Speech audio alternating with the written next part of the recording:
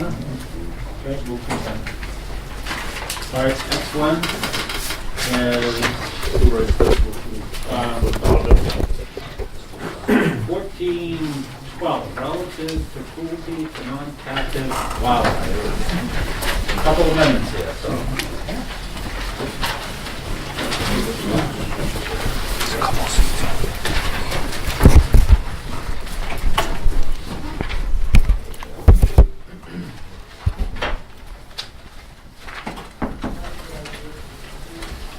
Okay, and with that, does somebody want to present? I would like to, Mr. Chair, introduce, There we get covered? there should be a copy going on. 02098. Somebody owes food bank $5. Yeah. I forgot to say also, file.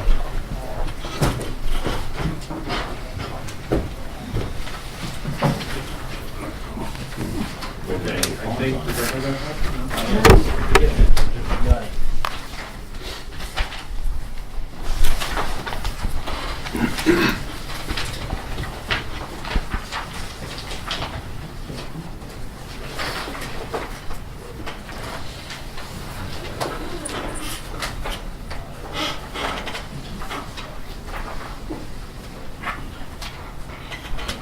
Okay, so this amendment does, it seeks to answer some of the issues that have come up over the past 2 years in testimony on this bill. So good start speaking with that. First of all, it places it in the fishing game, Title 18, which I know is an issue for a number of reasons justified, which makes sense.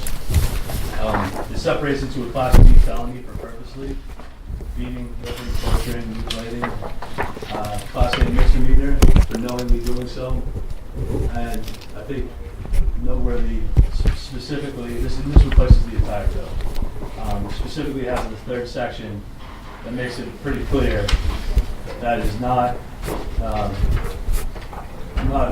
dealing with issues limited such as hunting, fishing, trapping, that kind of thing. So hopefully those concerns will be dealt with also. I think the idea was that this is a bill whose intent everybody could agree with. We were just worried a little bit about the language in the bill perhaps being an issue. And so Representative Reed brought forward this amendment to hopefully deal with some of those issues that people have.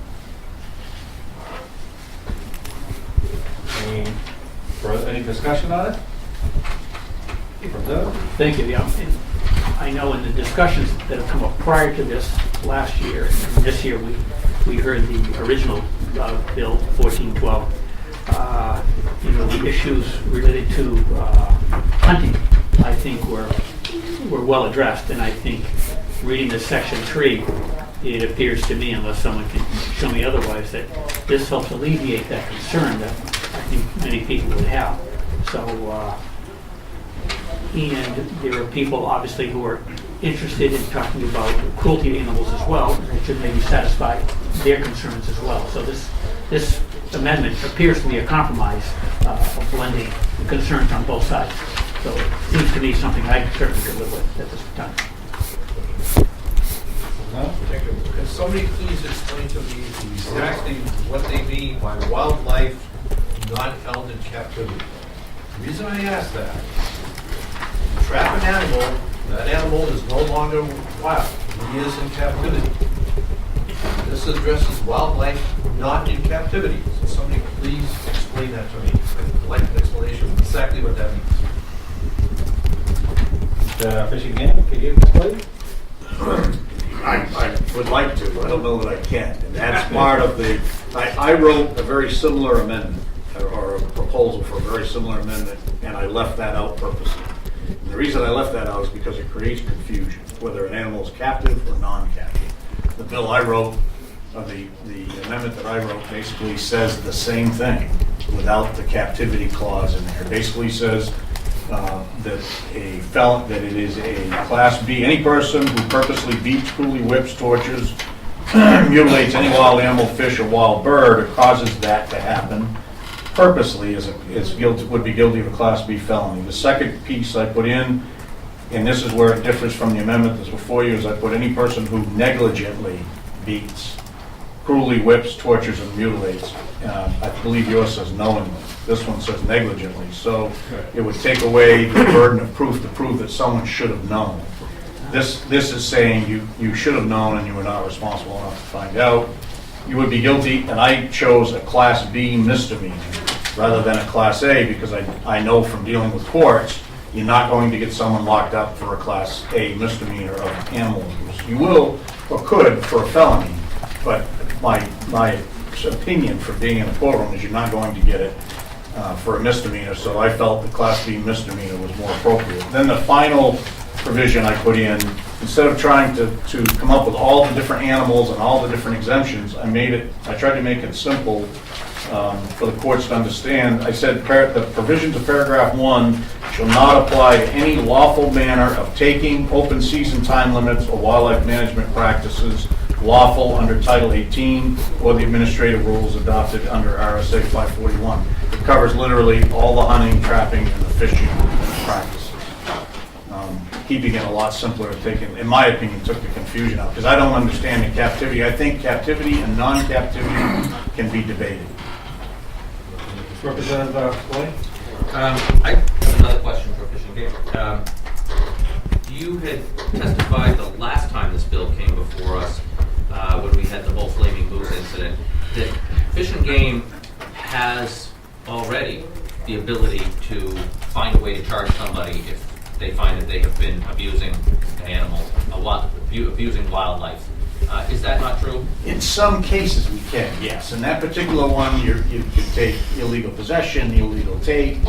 I don't know that I would be comfortable in saying that we have a statute to cover all uses. We have good statutes. I've not run into, in the better than 2 decades I've done this, I've not run into a scenario where we couldn't address it. That was my second question. Was that historically, we've never had a situation Never had show up a situation. My feeling on where this this law was was needed because somebody got away. not since I've been here. And I can't say that isn't going to happen or didn't happen prior to me coming here, but it certainly hasn't happened since I've been here. 2 decades.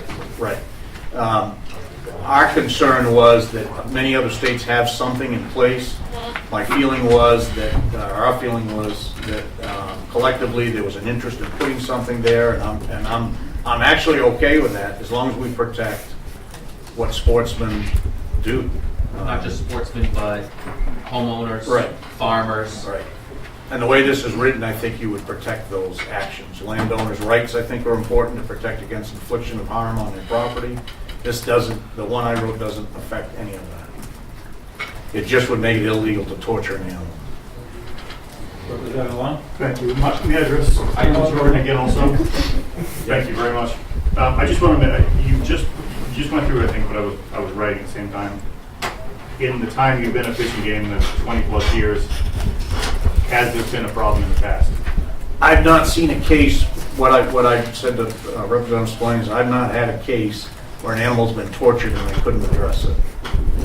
The only one that I wasn't comfortable with that occurred since I've been here was the trap, and we addressed it afterwards, was the dog incident where the dog got caught in an illegal trap and was killed. And we enhanced the penalty on that for that purpose. There was a little different scenario. He wasn't out to torture an animal. He was just trying to catch an animal illegally, unfortunately. And in fact, he wouldn't have been covered under this He statute. would not have been, no. We had laws to cover him. And Mr. Chair, this feels to me like a bill that's looking for a problem that doesn't exist. Representative Harvey? Well, I think it's a good idea to prevent problems, and so this bill might actually prevent a problem rather than trying to address it after it happens, because then it's too late to close the barn door, so I don't have a problem. I guess, are we going to see that amendment? Oh, didn't he come to you? You should have got a copy. No, They didn't. not yet. We've always, Oh, the Fish and Game amendment. Well, that's not the official amendment. The amendment we're looking at is the one submitted by Representative Reed. but I understand that, but my question is, are we going to see his amendment this morning as well? Well, I don't know. I don't think so, because first off, they can't make an amendment. we have to, a legislator has to go and ask for an amendment. Right, so they can't actually make that. So, a follow-up, please. I actually reached out to our police department because I heard them say that, well, no police would ever prosecute and so forth. So I reached out to our the head of our police department, and he is very much in favor of some sort of bill because he said it would this kind of a bill, because it would very much help him when it comes to defining captivity. That seems to be the sticking point as to what constitutes captivity. And so I asked him, how would he like me to vote? He would like me to vote on a bill that would help him define captivity for when he does have to go into the courts and so forth. So that's why I was asking, are we actually going to see this amendment? Because it sounds like that might be what he might be interested in. Thank you, Mr. Chair. In answer to the representative's question, I would be very happy to submit the Fish and Game Department's language for an official amendment, and I could probably have that language prepared sometime today if the committee was so willing to entertain it. Mr. Chairman, thank you for acknowledging me. I think with the situations that we're in and the number of amendments and the other language, I would move interim study on this. Well, first we have this amendment in front of us, right? So we have to deal with it because it's been presented. I believe when you presented it, you made the motion. Because you presented it. Yeah. I didn't hear the motion to adopt. I just Well, by presenting it, it's the same. My mistake. Presenting it at the pass. I will move ITL on the amendment then. Well, first we got to deal with the amendment. On the His amendment. amendment. Yes. We got to deal with the OTP, but his first. Oh. To pass it. Right. And then we put another motion. So since that's the motion, that's come out. But I didn't hear a second. So, second. All right. Representative? Thank you, Mr. Chairman. This amendment still doesn't clarify captivity.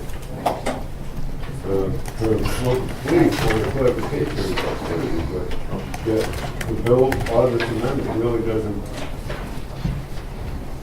clarify that. But I can see.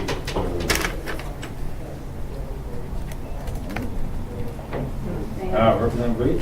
Thank you, Mr. Chair. In conversations with the lawyer in drafting this, he was very clear, and although it doesn't reference the definition, I think it's 735, I think. There's a definition for wildlife, and the reason he got that definition, used that one, is because it's very clear that it's animals that are found naturally in the environment. And so his understanding was that was the definition of not in captivity. So that is why he specifically used that definition and placed this amendment where he did, or placed the bill, I should say, since it replaces the bill, placed it where he did in Title 18, because that is the definition.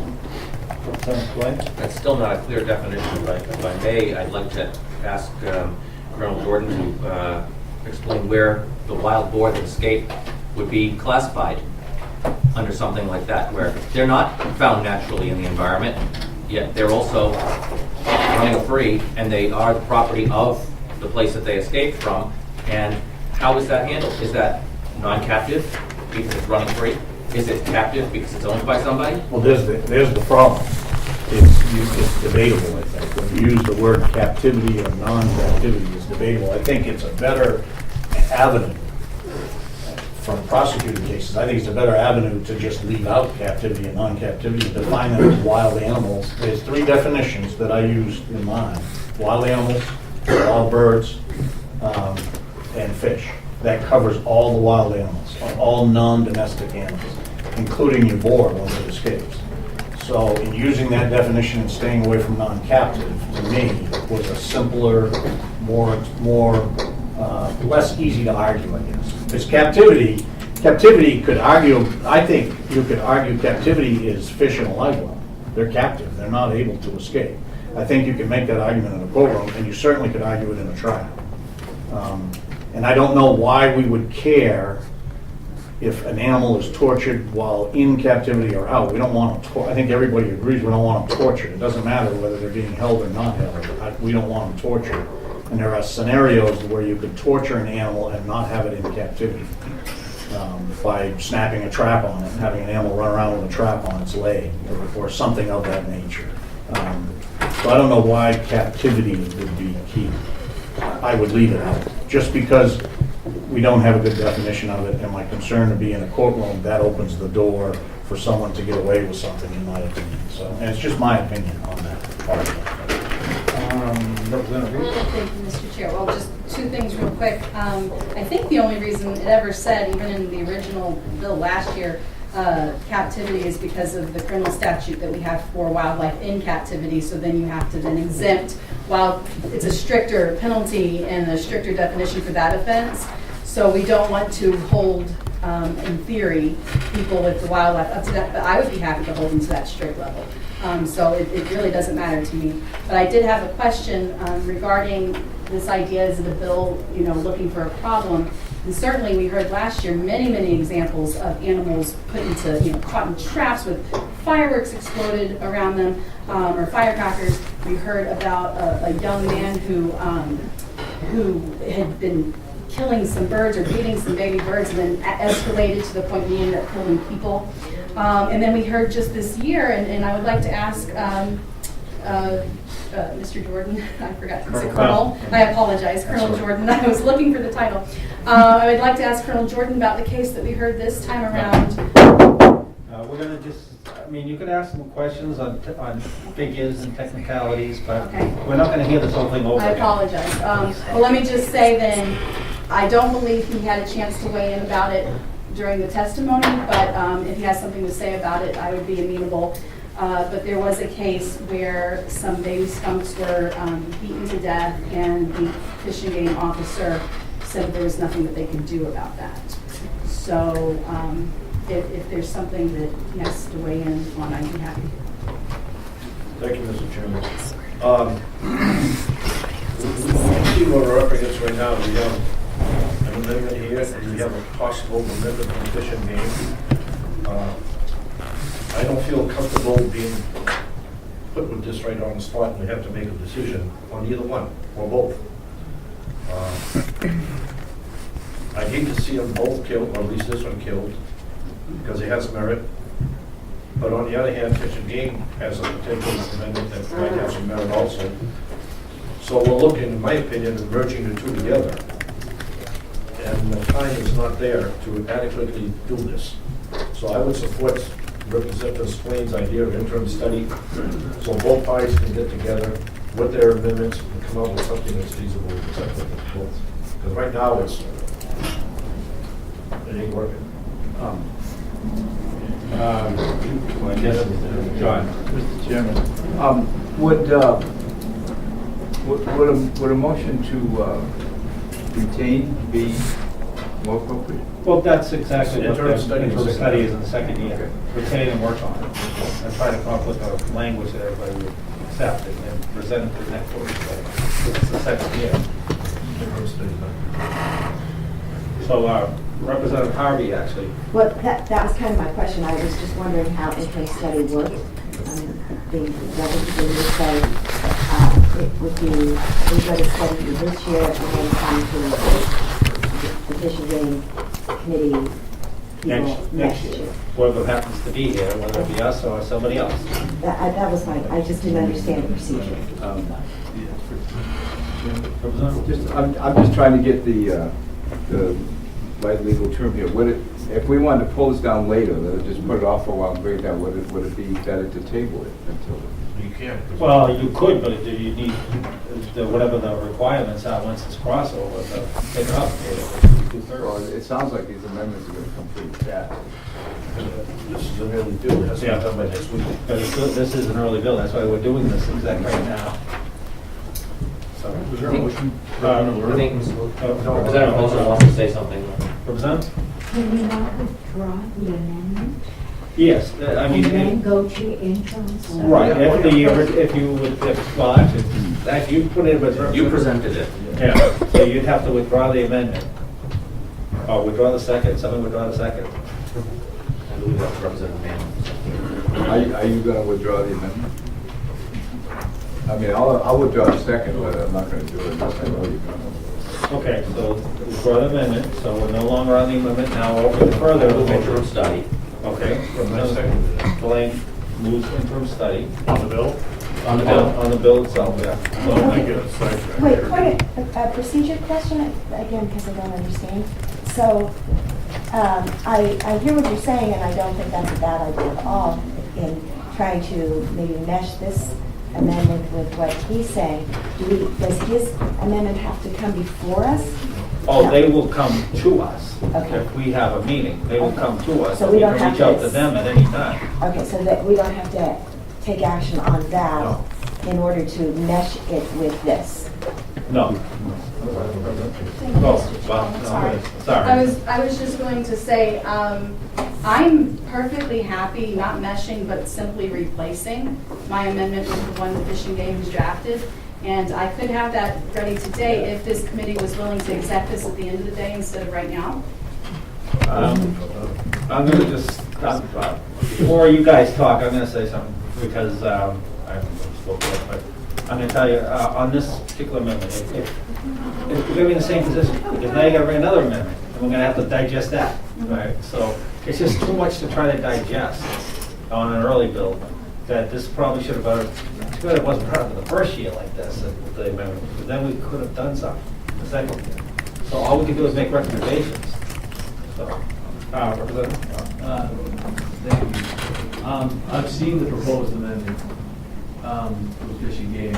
It's literally 3 long sentences.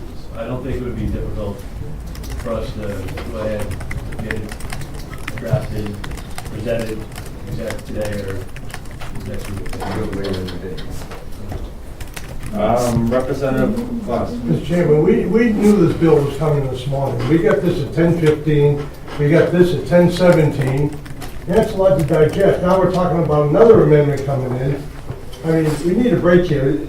We should have a better policy to do the bill and do the amendments. We shouldn't be getting 2 or 3 minutes, get a bill, we're going to discuss, then all of a sudden we get an amendment. Now we're talking about another amendment.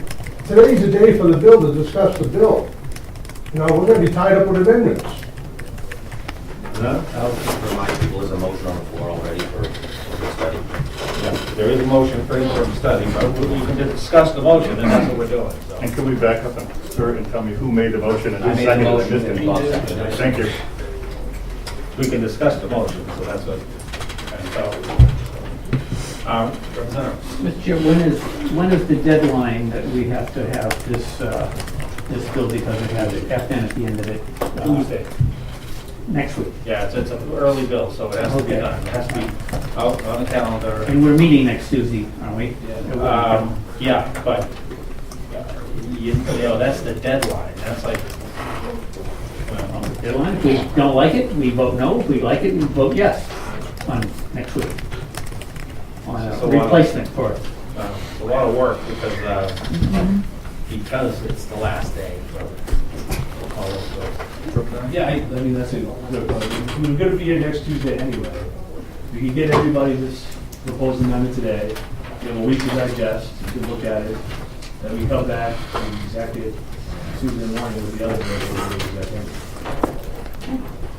Oh, Representative Reed? Thank you, and I would just add that, again, these amendments, and we're only going to talk about one amendment, which is very, very short and simple, and we've already discussed the contents. We exec'd a bill just last week, shortly after hearing it, and it was a little bit longer than the amendment we're talking about. So I think we're capable of understanding it really quickly and understanding whether or not we're for or against it, and either voting on it later today or next week. Should be a relatively quick vote. And I absolutely agree. I came here to work, I was elected to work, I'm okay with it. Whether it comes later today or first thing next week, that's my job right now, so let me do it.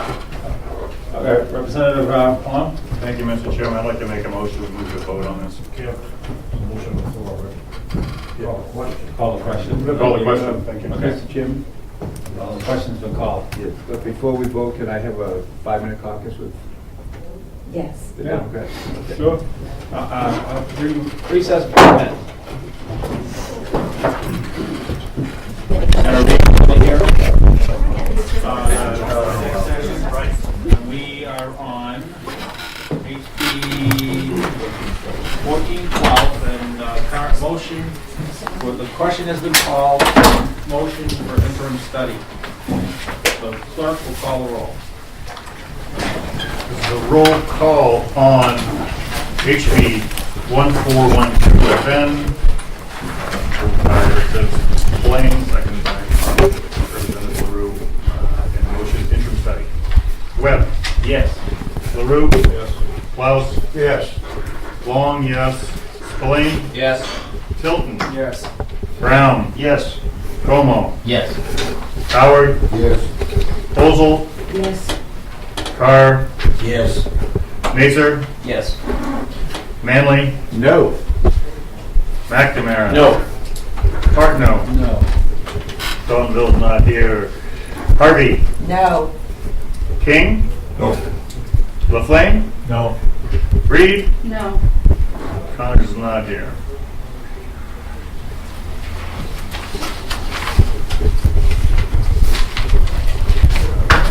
You end up with a new person?